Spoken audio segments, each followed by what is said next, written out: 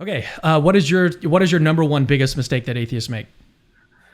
Okay, so this is the one where I took some notes on it, so I might just be able to present this for a little while. But it's Lack-Theism. Okay, so by It's gonna be good. Lack-Theism, by I'm a, I'm Lack-Theism, a, I mean I'm gonna put you defining. full screen. Okay, so by Lack-Theism, what I mean by that is people defining atheism in some way or another as a lack of belief. Now, let's be clear, first of all, that we can define terms however we like. And I noticed it Sorry. right when you were going. Oh, no, it's all good. So let's be clear that we can define terms however we like, but also let's be clear that definitions really, really matter. So right now, I've got Michael Huemer, who's a great philosopher. This is his 2021 book, Knowledge, Reality, and Value. It's quite good. I just want to talk. He gives some really nice reflections on the importance of definitions, because I can tell people. I mean, I can hear people right now like furiously typing, saying, "Oh, I could define atheism however I want." Like, okay, yes, you can, but okay. So to correctly analyze a term, I'm reading from Huemer. To correctly analyze a term, you have to give a set of conditions that correctly classifies objects in all possible circumstances. In assessing this, we appeal to linguistic intuitions. That is, if normal English speakers would, when fully informed, call something, let's say, knowledge, then your analysis should classify it as knowledge. If not, then not. And so he goes on to say, this might seem unimportant to you, right? Who cares about semantics? Why not just stipulate how you intend to use a word and forget about the standard English usage? Well, there are three reasons for not doing that. First, this causes confusion for other people who are familiar with the ordinary English use of the word. Second, ordinary usage usually serves important functions. Human beings over the millennia have found certain ways of grouping and distinguishing objects, that is, certain conceptual schemes, to be useful and interesting. These useful conceptual schemes are embodied in our language. Current usage reflects, in a way, the accumulated wisdom of many past generations. And finally, third, it is actually almost impossible to escape from the conceptual scheme that you've learned from your linguistic community. And he goes on to talk about the importance of that. But this is all to say that, yes, while you can define terms however you like, it's actually really, really, really important that we kind of get a correct definition. And there is a notion of correct and incorrect definitions. If I define knowledge as true belief, that's an incorrect. That's just incorrect. Knowledge is not true belief, because you can just make a guess and you can just happen to be right. And so you can have a true belief, but that obviously doesn't count as knowledge. So there are correct definitions and incorrect definitions. And I'm just going to try to point out that Lack-Theism is probably an incorrect definition of atheism. So first I need to talk about what belief is. So by belief, I mean, and philosophers mean, and most people mean, affirming some proposition or statement to be true, okay? That is, taking it to accurately represent reality, okay? Philosophers call belief a kind of propositional attitude. It's like an attitude that you take toward a proposition. You affirm it to be true. So let's take a first analysis of atheism as Lack-Theism. Okay, so this first analysis is going to say S, for someone S is an atheist if and only if S lacks a belief in God. Okay, so there are some counterexamples to this. So firstly, a subatomic particle, right, lacks a belief in God, but it's not an atheist, right? If you think subatomic particles are atheists, well, then you have to say that the number of atheists in existence is on the order of 10 to the power of 80. And that's a bit difficult for Pew surveys. Also, zygotes, fetuses, and babies, right? These are human beings that lack belief in God, but it seems implausible to call them atheists. Again, Pew surveys don't have to add 400,000 new atheists every day to their data. That's how many babies are born every day. And also, they don't have to consider how many eggs are being fertilized per day in order to estimate the number of new zygotes coming into existence. So we shouldn't define an atheist as something which lacks a belief in God. So let's move on to a second analysis that tries to avoid those counterexamples. This is what good analytic philosophy does. Oftentimes, you find counterexamples of something, but then you try to bolster it, right? You try to strengthen it and try to, defend it from those counterexamples that try to attack it. So here's the second analysis. So S is an atheist if and only if S is capable of forming beliefs and yet lacks a belief in God. So we're getting better, right? Because the babies and the zygotes and whatnot are not capable, at least directly, of forming the kind of propositional beliefs, and neither are subatomic particles. So we get rid of those counterexamples. But there are still many problems. So consider someone who thinks that there is substantial evidence for God's existence and also substantial evidence against God's existence. So suppose, for instance, that they assign a 50% probability to the proposition God exists and a 50% probability to the proposition God does not exist. So is this person an atheist? Well, to me, it seems not. They literally think God's existence is as likely as God's non-existence. But okay, suppose you think that such a person is an atheist, okay? There are still three problems that I think remain for this particular analysis. First, it collapses the distinction between agnostic and atheist. I mean, just think about it. Like, what could possibly count as an agnostic under this definition? I mean, for anyone capable of forming beliefs, they either believe in God or they lack a belief in God. If the former, they count as a theist, but if the latter, then per this definition, they're automatically an atheist. There's simply no room for agnostics on this picture. They just don't fit in. And that shows that the definition is faulty, since any carving up of the conceptual space needs to accommodate a distinctly agnostic position. The second problem for this, or the second further problem for this analysis, is that suppose that this person that we're talking about, this kind of neutral 50-50 person, suppose they take Pascal's wager and they make a practical commitment to a life-serving God. So they go to church services, they say their prayers and all the other stuff, but they still think God's existence and non-existence are equally probable. And so they lack a belief in God.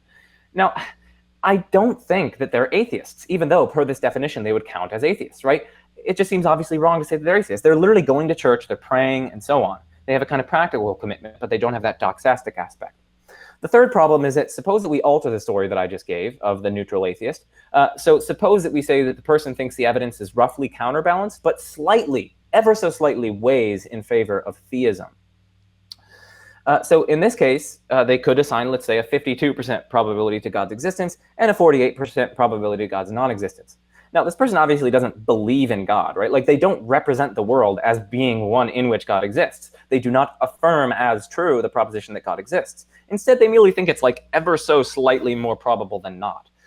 But they wouldn't go so far as to say that they actually believe the proposition to be true, full stop.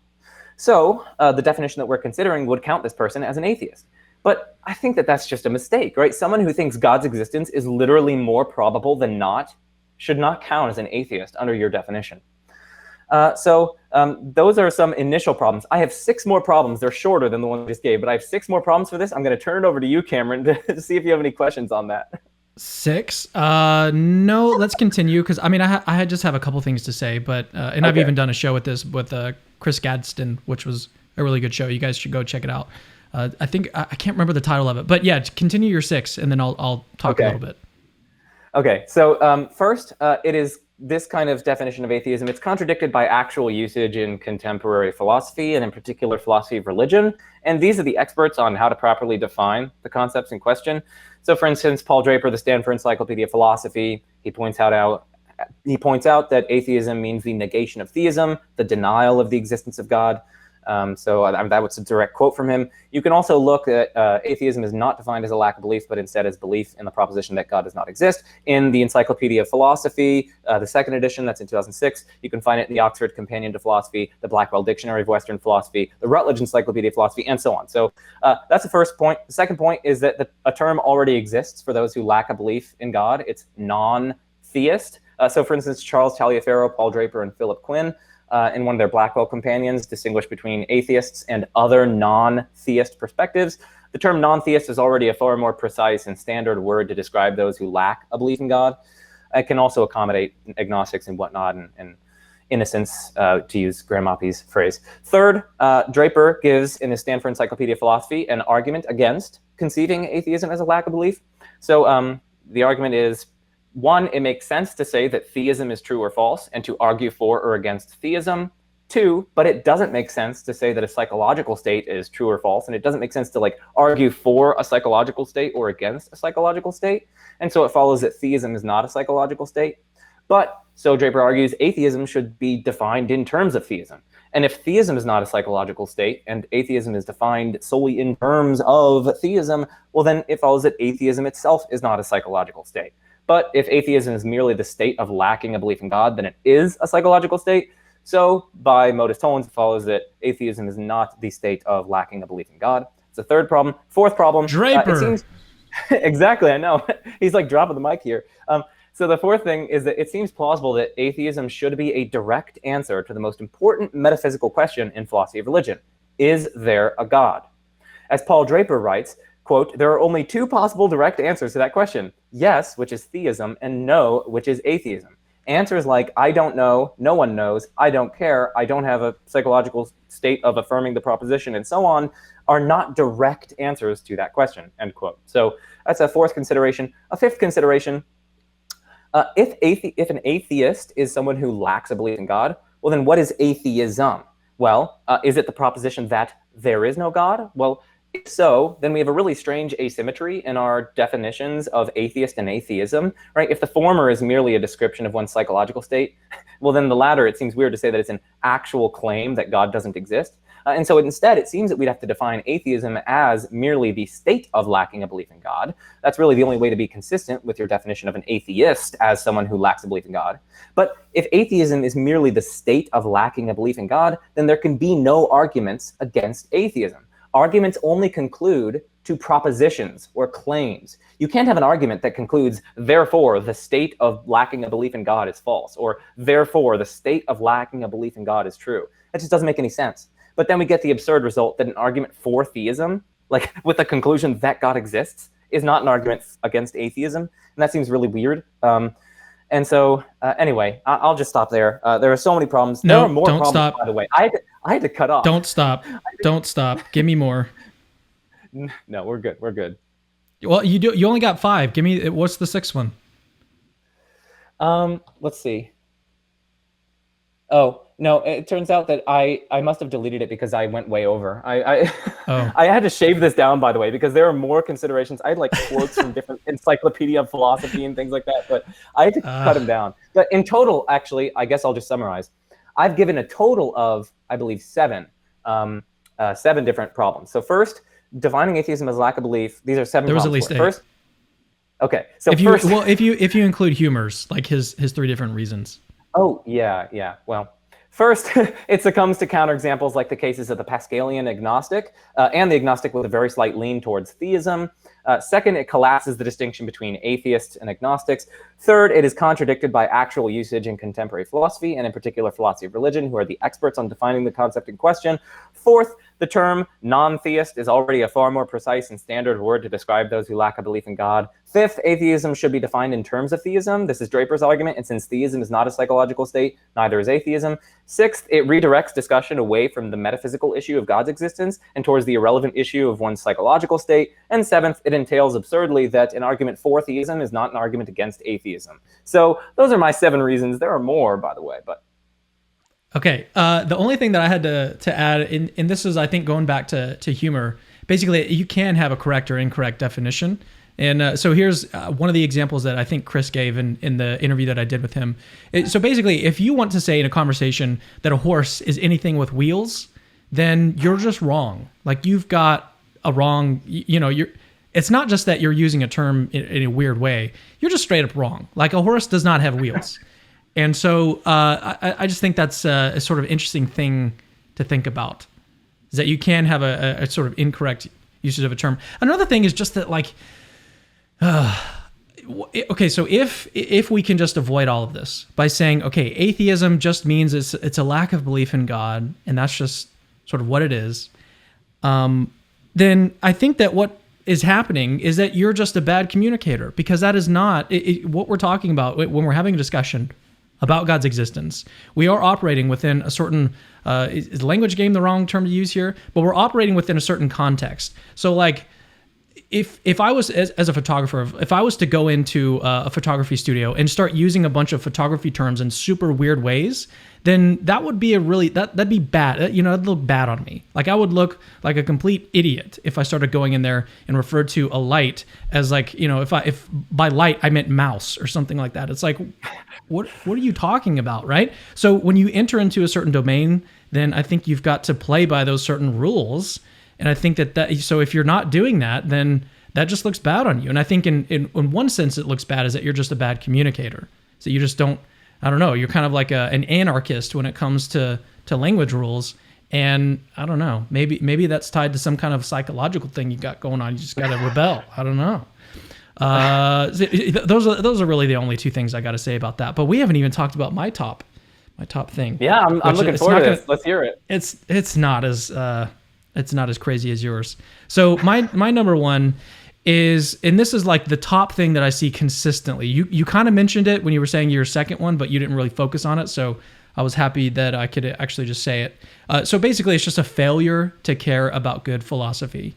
I think that this is just so rampant, and it's, again, this mine are not like specific things that atheists are, because I think a lot of Christians have bad epistemology. I think that a lot of Christians attack weak versions of arguments, and I think that a lot of Christians fail to care about good philosophy. But what I've seen consistently from atheists that I've interacted with and atheist YouTubers is that they don't look at it. It's not just like, you're not, okay, so someone like Luke Barnes, he's got, probably the best version of the fine-tuning argument.